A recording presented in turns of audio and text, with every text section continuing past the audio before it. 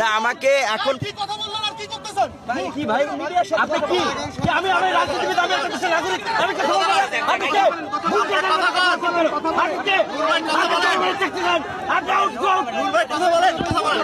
চলে যান ভাই আপনি আমাকে এখন পর্যন্ত কোনো জিজ্ঞাসাবাদ করেনি।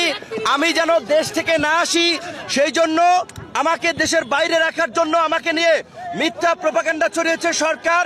সরকার ইসরায়েলের কাছ থেকে গোয়েন্দা সংস্থার জন্য 60 কোটি টাকার নজরদারি ডিভাইস কিনে সেটা আমার নাম ব্যবহার করে তারা জায়েজ করতে চেয়েছে, যে কারণে আমার নামে একটি পরিকল্পিত বানোয়াট গণমাধ্যমের মাধ্যমে সংবাদ পরিবেশন করে জনগণকে বিভ্রান্ত করেছে।